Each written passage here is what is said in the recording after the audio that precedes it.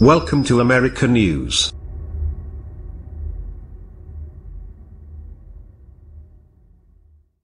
It has not been a good week for Senate Republican leaders. A last-ditch effort to repeal the Affordable Care Act didnt even come up for a vote because they couldn't get a majority of Republicans to support it. An establishment GOP senator announced that helps retiring next year. And Republicans in Alabama just nominated former State Chief Justice Roy Moore to replace Attorney General Jeff Sessions in the U.S. Senate. Of all those things, Moore's win could be the biggest headache for Senate Republicans. That's because it exacerbates the problems Republicans already face in passing legislation, tamping down insurgent factions and having a good election next year. 1. It's not a guarantee Moore will win the general election. Roy Moore speaks at a campaign rally Monday. Scott Olson Getty Images. Tuesday's runoff between two Republicans was probably the big battle. Alabama hasn't elected a Democrat to the Senate in more than 30 years. And that Democrat was Sen.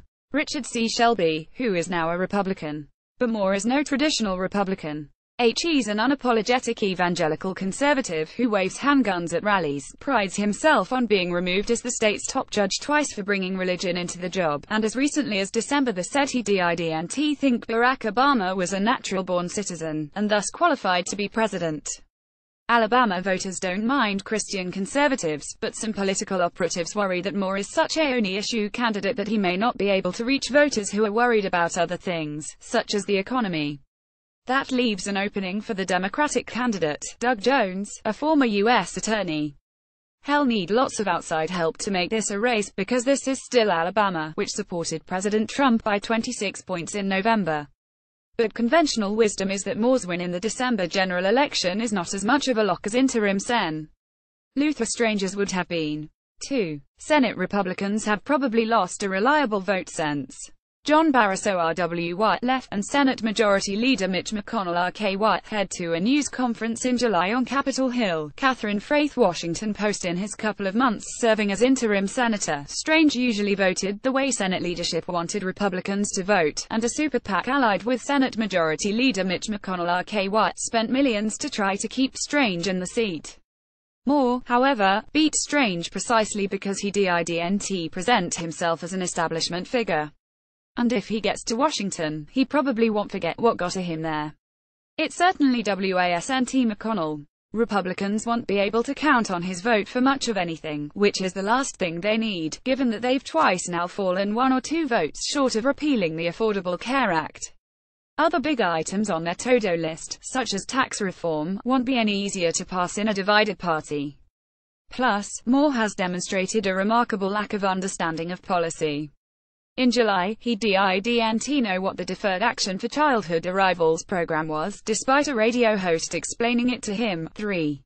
Moore's win could embolden the Bannon wing. Former White House chief strategist Stephen K. Bannon in April.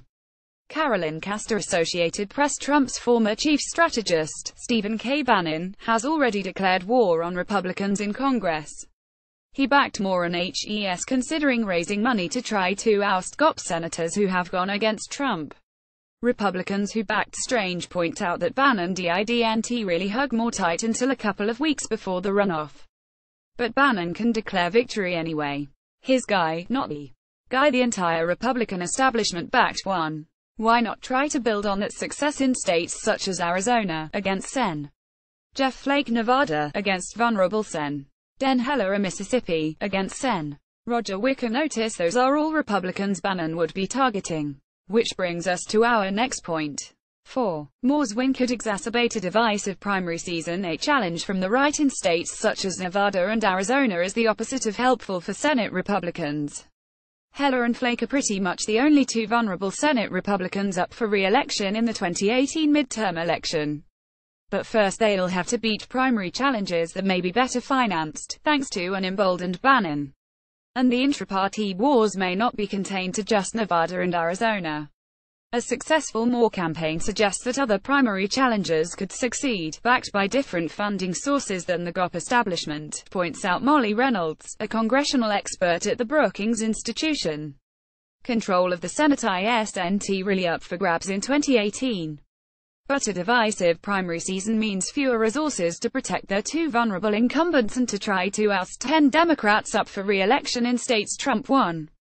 5. Moore has some highly controversial views and other Senate Republicans already have begun to answer for them.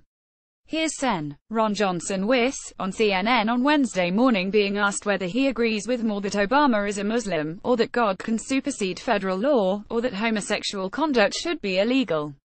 It's like Republicans are dealing with a Trump figure all over again.